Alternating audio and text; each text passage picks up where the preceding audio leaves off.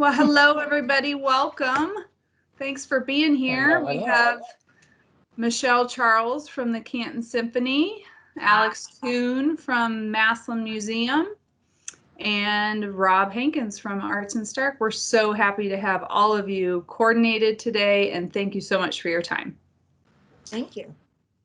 So we're here to educate our constituents in our community about what's going on during this pandemic. And of course, the arts are dear to our heart here in Stark County. So we'd like to hear, if Michelle, you'd like to start, how has this impacted your organization?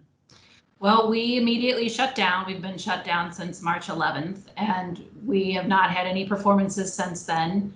Right now, we're scheduled to open in October, but we're waiting to see if that's going to be possible. We have the unique situation of having to not only coordinate our patrons, but also the musicians. So we have a lot of extra hoops and just things that we need to look at to make sure that it can be done safely. Do you even know how that looks? No. In October? Right. No, we're actually waiting for a report to come out in mid-July that will give us a little bit more information about how instruments are played and how it aerosols and aerosolizes in the air and how that is impacted by HVAC systems and all that. So we're kind of just waiting to see if it's going to be possible at all. Yeah, you have a unique situation. Why October? Well, that's when we typically open our season. And we'd already planned on a shortened season. Once the pandemic hit, we kind of rearranged things and changed things. I don't think it's very likely that it'll happen in October, but we'll see. Yeah. How about you, Alex? So we were set on March 14th to have a grand opening and ribbon cutting event to celebrate the completion of our expansion project. We postponed that indefinitely. That was the last day we were open, and we had been closed from March 15th through June 25th. We just reopened last Friday. So we'd been working just as Michelle and her team had to rearrange schedules, just as everyone has had to do in the arts, postpone exhibits, move things around, transition some of our programming to virtual platforms, and we'll continue to do that into the future until who knows when. But we're fortunate that we have the technology and the team in place and a lot of amazing community resources where we could do that with relative ease. So what does that look like when you come to the museum now? How does that look? Do you have to come in and wear a mask and take your temp? What's all that look like? So we are encouraging patrons, strongly encouraging them to wear masks. All of the staff members, of course, are wearing masks. We have a temperature taking protocol.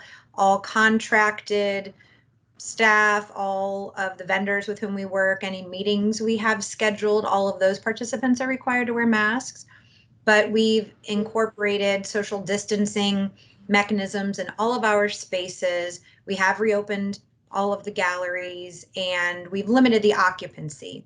So people who come to visit the museum will see signage designating just those things, and they'll be greeted by a member of our staff who's behind a plexiglass shield, elegantly sort of crafted to fit our front desk.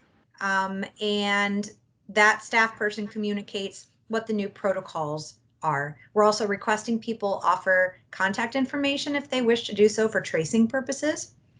And we'll see how this continues to go. But the first weekend was fairly successful in that we had lower visitation than usual, which was to be expected and was fine, but people were very respectful of the new practices we put in place. That's good. That's good. And Robb, you're a whole nother animal, huh? What's going on with ArtsinStark and your first Fridays and everything else? Well, we'll start by saying, we own the Cultural Center where 4 of the major arts groups live. So the Canton Museum closed down, the Canton Ballet closed down, Players Guild Theater closed down. Sing Stark, which used to be Voices of Canton, closed down. just like Alex, now the Canton Museum is starting to reopen, but Cultural Center, our facility, has been pretty much closed for the last 3 months. First Fridays have been done virtual for 3 months. A lot of people have turned out. The first one, 9,000 people. This Friday, July the 3rd, we're going to try our first real First Friday. We see the arts as part of bringing this town back together, so we're going to experiment with a socially distanced Chalk the Walk, July the 3rd, First Friday. Annual Arts Campaign, which has made go for 14 years in a row, had to be extended to July 15th. We're now in the last 17 days. We're approaching 80% of our $1,660,000 goal, which is a kind of a miracle in itself. But given all that you're hearing, this is the year we need to get all the way to go. So we're working every day to do that. Yeah. Well, thank you all for adjusting and, bearing with the times. I can realize it's been very difficult, and we of course want to continue to support the arts organizations, and we need it now for entertainment. I know my kids are bored and I'm bored, and it's great to see the creativity that you're having. I looked at each one of your Facebook pages, and I'd like to talk about maybe some events our community can get involved with. I think you're reacting, like I said, very creatively. So, Michelle? Sure. We've done a lot of online events. A lot of really kind of cool things have come out of this because we've been doing things that we don't normally do. So it's a little bit less of performance stuff. We're doing a lot of interview opportunities. So last week we had Ask Matthew Anything, and people had the opportunity to get on Zoom and talk with our assistant conductor, Matthew Yarashevitz, and ask him anything. And it was probably one of our most successful ones. It went on for about an hour and a half. We've started doing professional development for teachers. We're doing, some of our musicians are posting videos and performances that we're sharing. We're working out some agreements with our union so that we can do more of that. But I think it's been a really creative time for my staff, and I've been really pleased with the fun things that have been coming out. Yeah, and including one happening pretty soon at Gervasi. Yes, we actually are doing, that'll be our first live performance. We had arranged to have performances at Gervasi this summer, and we finally were able to have one of them happen. So it's coming up in July. So check out our Facebook page and our website for that. But we have one musician playing. She's admitted she's a little nervous. She will be wearing a mask, but she's excited to get back out there. So she's playing violin. Brass instruments. Yeah, right. Brass instruments facing directly at the audience. No, she'll be doing violin. That's wonderful. And that's July 14th, right? Yeah, I believe that's correct. What about you, Alex? I've seen some virtual events on your page as well, and creativity. Yeah, we started the week before most of us closed our doors for the stay-at-home order, partnering with several museums in the area under the banner of Stark Tusk Museums Unite. We have one Tuscarawas County museum in the mix, and Canton Museum of Art and McKinley Museum, Massillon Museum, Pro Football Hall of Fame, National First Ladies Library in Stark County. We each agreed to deliver new virtual content on a prescribed day every single day at noon. So the Massillon Museum had Tuesdays, for example. So that was a great initiative where we could cross promote what one another was doing, and we could also maintain the momentum of creating some new virtual programming in the form of art activities that could be facilitated in the home, or different documentaries. We made a series of different documentaries, which kept our team really busy.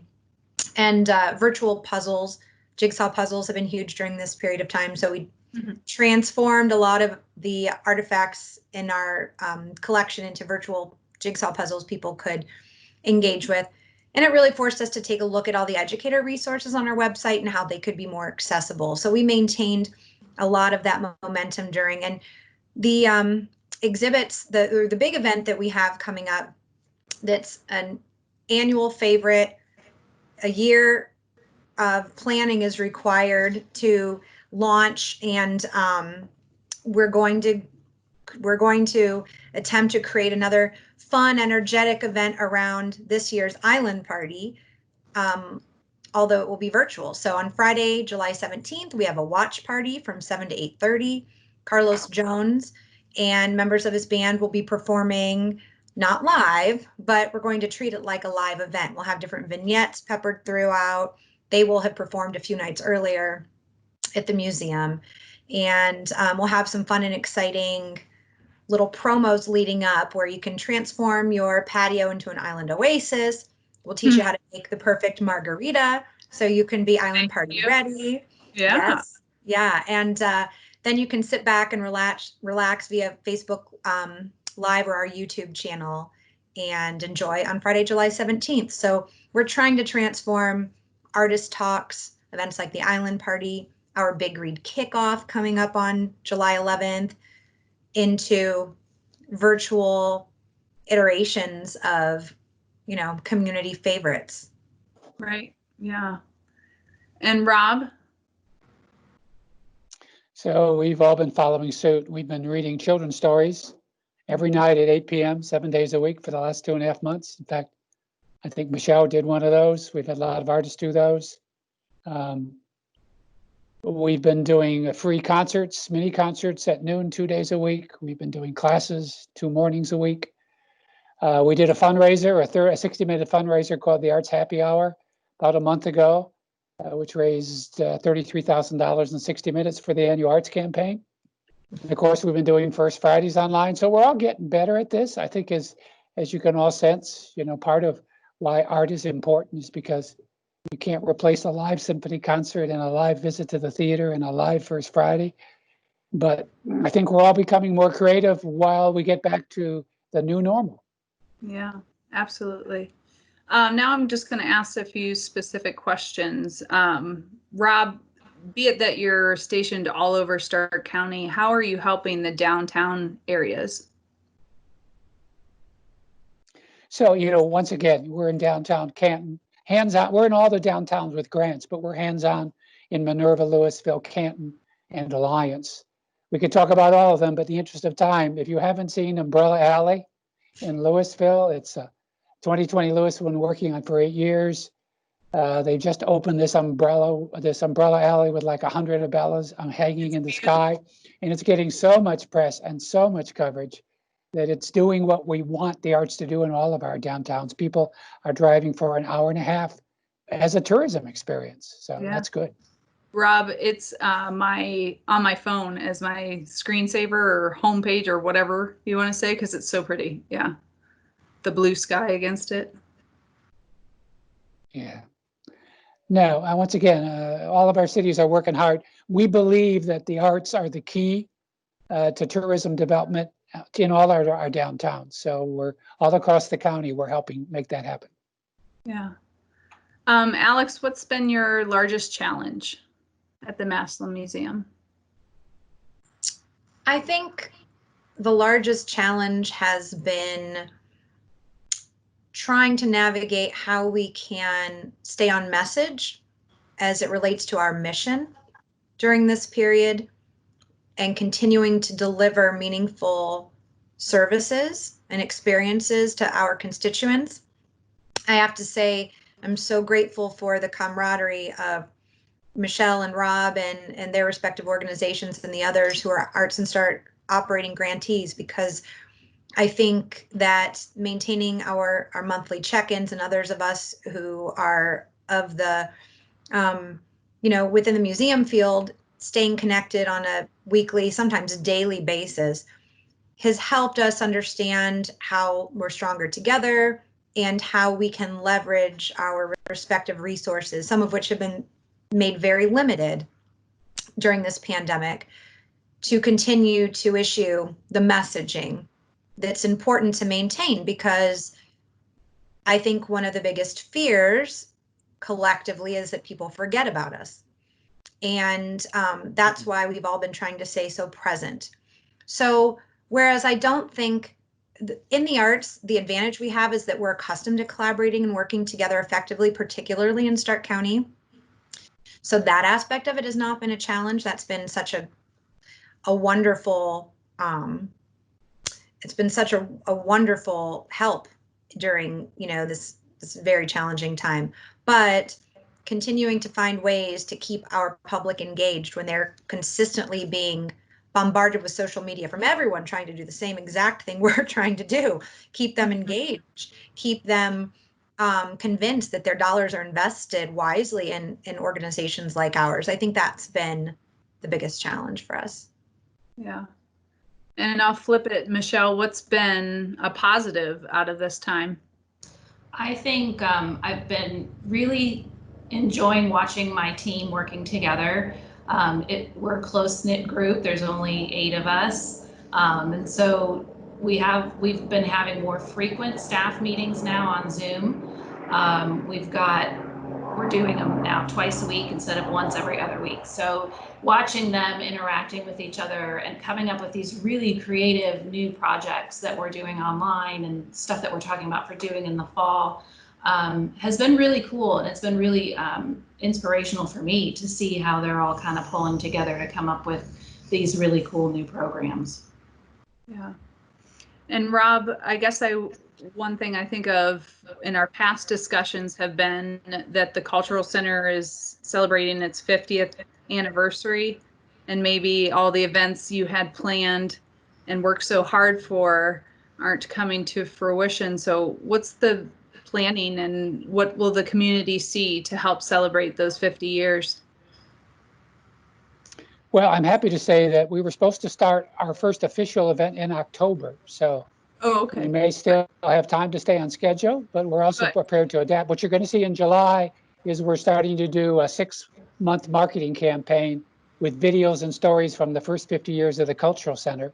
In October, we're going to either host the gala the first weekend in October or not, delay it a bit, but we're unveiling a light show, an indoor and outdoor light show that's going to run in October and then up again in January and February as part of the Dancing in the Light show. So we are really getting ready, as with First Friday, to make the arts part of bringing the community back. And so our celebration, with a few adjustments, the Cultural Center is 50 years old this year, and we're planning to host quite a big party. Wonderful. And do we get any kind of insight into the TVs? What's going on there? Well, we have this 11 project. You're very nice to ask. You may recall 5 years ago, we started creating 11 monumental moments. Once again, with lots of help. We should mention the Stark Community Foundation for all the stuff we're talking about. So 7 of the 11 are done.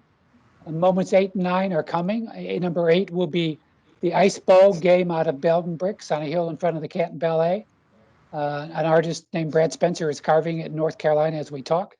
And the concrete television sets that arrived last week are part of the AFL moment, which we're unveiling in September, which is 8 columns of concrete television sets with the heads of the gentleman who decided to take on the NFL in 1959 stacked on top of them. But it's all going to look like a Roman ruin. So all the heads of the 8 gentlemen is going to look like they've been there for 2,000 years as sort of gods who had the courage to try to take on the NFL. Wonderful. Didn't expect anything less from you guys. I'll leave it with, if you want to add anything, I would love to continue to talk to you, but we know time is not on our side today. So anything else that I forgot to ask you that you'd like to comment? I'll just say that I hope that, when it will come back, that all of us, when we come back in our various stages, and, the museums are already back and the ballet is starting to come back. But for us in the Players Guild, we hope that, we'll be stronger than we are now, and that we're working really hard to make sure that even though we're not front of mind and we may not be performing live, we are still here, and we're working to make sure that we will be here for sure next, when we come back. So yeah, it's a blessing that you're all surviving, and you had the support that you've had. I know each of you have probably had unique support throughout the way, which is why you're still here, and that could be a conversation in itself. But Yeah, thank you so much for your time and all you do and working hard. I'm sure you're around the clock trying to get things changed. So we appreciate your effort and your time. Thank you. Thank you. Thank you for all you do. Thank you. Of course. Bye-bye.